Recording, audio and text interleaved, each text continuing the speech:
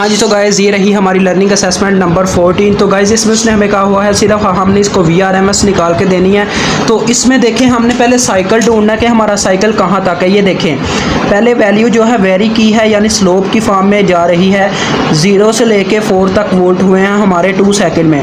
फिर आगे कांस्टेंट रही है 4 तक। फिर आगे देखें वही चीज़ दोबारा रिपीट हो रही है, यानी 4 तक हमारा साइकिल चल रहा है। आगे देखें फिर वही चीज़ है, आगे फिर स्लोप बढ़ रही है, यानी हमने 4 तक 0 से लेके 4 तक कैलकुलेट करनी है। तो चले हम पहले वोल्टेज की वैल्यूज़ लिख लेते हैं यहाँ पे। पहले हमारा टाइम है 0 से लेके 2 तक, फिर 2 से लेके 4 तक। इसमें तो हमारी 0 रही है, लेकिन स्लोप को फाइंड आउट करने का तरीका होता है हमारे पास y2 माइनस y1 और x2 माइनस x1, और जो भी वहाँ पे वेरिएबल होगा वो साथ में लाजमी लगेगा। यहाँ पे t है तो t साथ में आ जाएगा। अब y2 हमारा कितना था, देखिए ये स्लोप हमारी है y एक्सिस पे vt एग्जिस्ट कर रही है 4 माइनस 0, 4 माइनस 0 4 आ गया। उसके बाद x2 की बात की जाए तो x2 2 है और x1 0 है, यानी बटे में 2 आ गया, तो ये 2 बन रहा है, 2 इंटू टी आ जाएगा हमारे पास ये। अब VRMS हम निकाल लेते हैं। VRMS का सीधा साधा फार्मूला, हमारा टाइम पीरियड कितना है जी, हमारा टाइम पीरियड है यहाँ पे 4 सेकंड तक हमारा एक साइकिल चलता है। तो यहाँ पे हम वैल्यूज़ पुट करते हैं। हमारा फार्मूला होता है 1/t into integration of t1 से लेके t2 तक v² t dt। ये फार्मूला जी हमारे पास VRMS को फाइंड आउट करने का। तो ये ज़्यादा जूम हो गया, चलें आपको ज़्यादा क्लियर नज़र आएगा। आप देखें गाइस, हमने वैल्यूज़ पुट करनी है। VRMS is equal to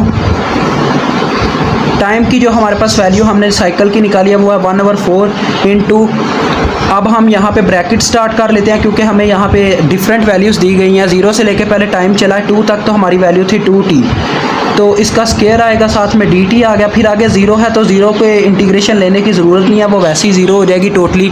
VRMS is equal to 1/4। अब जो बच्चे मतलब कि FSC करके आए हैं प्री इंजीनियरिंग, उनको तो इंटीग्रेशन लेनी आती होगी, लेकिन जो मेडिकल वाले हैं उनको थोड़ा इशू होगा, इनके लिए मैं आसानी पेश कर देता हूँ। ये तो हमारा गाइस 4 बन गया 2 का स्क्वायर होके, 4 इंटू इंटीग्रेशन आ गई हमारे पास t² की। अब इंटीग्रेशन लेना भी भाई कोई बच्चों का काम नहीं है।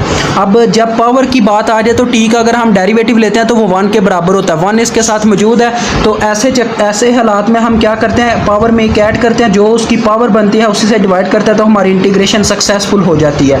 तो देखें मैं इंटीग्रेशन करने लगा हूँ आप इस चीज़ की।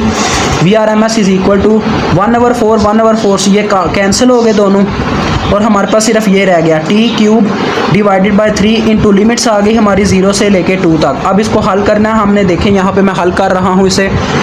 1/3 बाहर ही रह गया, upper limit minus lower limit, 2 का क्यूब माइनस 0 का क्यूब, तो ये 8/3 आ रहा है। 8/3 का हमने लेना है जी, ये 8/3 आया है, तो इसको हम ले लेंगे जी √। तो देखते हैं हमारा क्या आंसर बनता है गाइस। तो गाइज़ ये आ रहा है हमारे पास VRMS is equal to 1.63 volt. तो ये इसका हमारे पास आंसर था। मुझे उम्मीद आपको समझ आ गई होगी। अल्लाह हाफिज़, अस्सलाम वालेकुम।